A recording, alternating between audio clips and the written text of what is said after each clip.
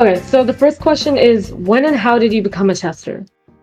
All right, so first off, when I became a tester was on March of 2024.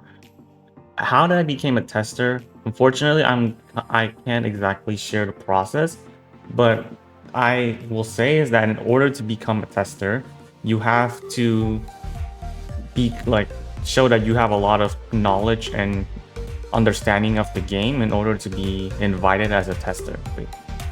Is being a tester hard?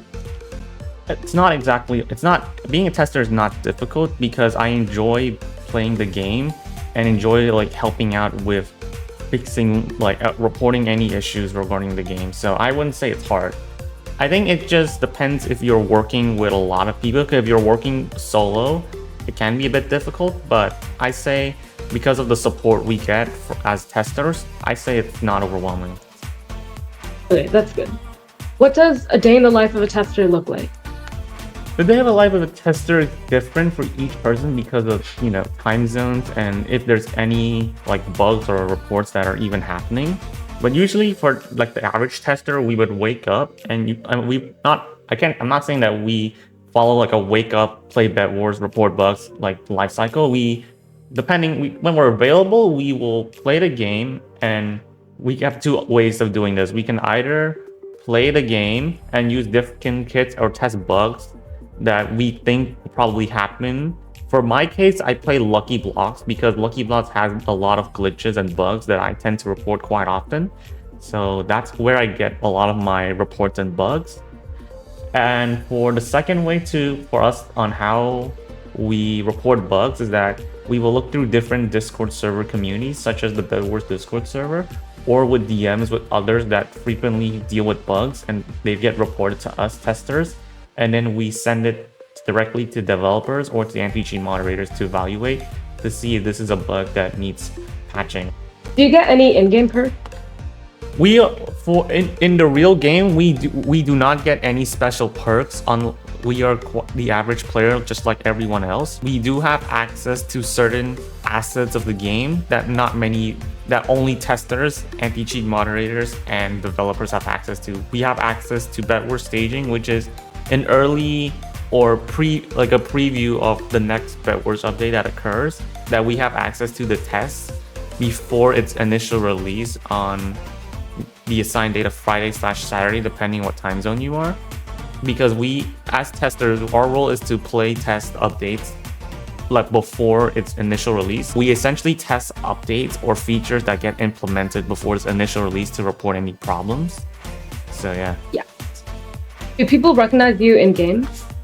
In game, I do get recognized quite a lot, but not for being a tester, but more so for being one of the quote-unquote sweatiest Roblox BedWars players. The reason people tend to know who I am or recognize me is because I've been active on this game way back since season 3 and 4. So I've been active because I have a lot of stats, so people tend to see me quite a lot. So yeah. What strategies do you use to find bugs or glitches? I already answered this a little bit back in the third question about live tester, but we will either test it with friends or other members in the community. We will look at different Discord servers or get reached out by other members to report to us about any glitches or bugs that they encounter, and we see if we can replicate it and report it straight to the developers to see if it can get ported or patched.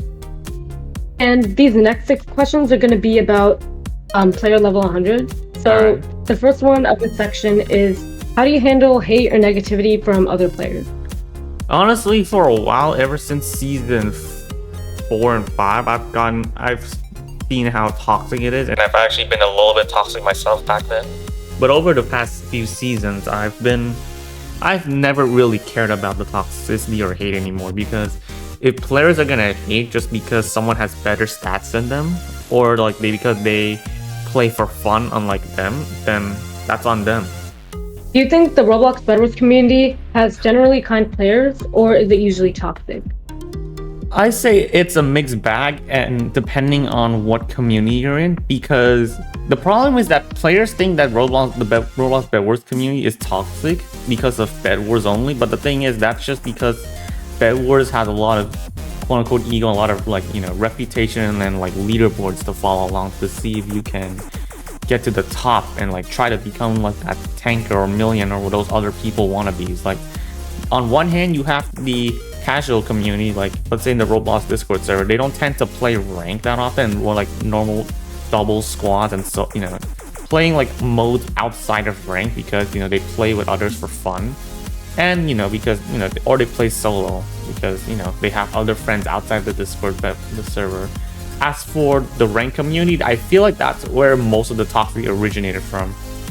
How did you feel when you reached player level 100? I was tired, but I was extremely happy once the achievement was over because, you know, I was one of the first players to get the angel wing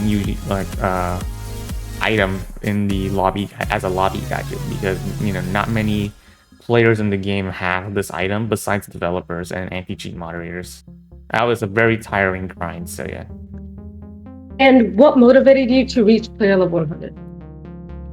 Honestly, when it comes to what motivated me, it was one for a personal challenge. I wanted to see if I could speedrun level 100 before, you know, every other one else, because I feel like many players would not take this challenge except me and a small minority that would actually take the challenge to grind.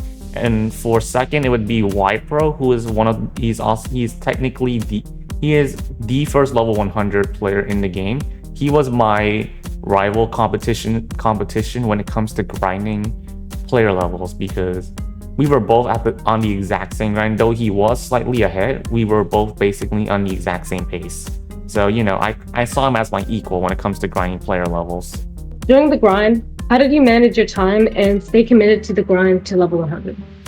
During the grind, it was pretty boring to grind solo. Like, if you try to grind solo, even if you play duels, it will not be fun. And if you try to play like 1v1 game mode, you are gonna get burnt out very quickly. Like, it would work it would definitely work to grind player levels one level a day on those game modes solo. But the thing is, it would just be so inconsistent, and you're not guaranteed to, you know, win a lot of the time. So I would prefer you play with a ranked player, or quote unquote, you know, a tryhard player that can help you out in winning those matches.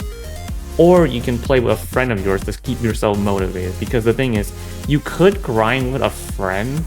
You could grind with a ranked player to be committed to the grind, but it would get boring and pretty tiring. And also, it would probably make your ego pretty high for grinding with a, you know, ranked player. So I would say for a majority of people, grind with a friend in duels, and, you know, grind with them for about 2 hours until your max daily player level. In general, how do you balance gaming with things in real life like school and work? Honestly, when it comes to school, I wake up pretty early just to finish my missions and like daily like warm-up, because, you know, I just like to just relax in the morning to just play the game. And then for the rest of the day, I just focus on schoolwork and, you know, any kind of complications I have, like video editing for, you know, my channel, as well as, you know, finishing up any work I have. And then for the rest of the night, I just relax playing with friends, or like just interacting with the community, because I don't always play Roblox BedWars like what most players think that a level 100 would do. They have other, you know, I'm one of those people that focus on my Discord server and balancing gaming as well as, you know, schoolwork in general. What is one piece of advice that you would give to aspiring testers who want to contribute to Roblox BedWars? Firstly, please be yourself. I really do not like it when me and myself, and probably a lot of players in the community, do not, especially the stabs, probably wish to see more players that were being true and honest to themselves. If you play the role just to get like a anti-cheat mod or moderator, or like any kind of like prestige like ranking in the BedWars community, you're never gonna be respected or loved by the community. Be humble and avoid drama. You will not just be dealing with toxic players, you would also be dealing with a lot of racism, sexism, and doxing. Sexism is quite a common thing. It's not really in Roblox BedWars only, it's in the entire Roblox community, and maybe the whole world. Because like the stereotype is that girls are not gamers, and that is pretty. I apologize for swearing, but I wanted to bring this out, is that people need to stop stereotyping that a girl can't game on Roblox or any other game.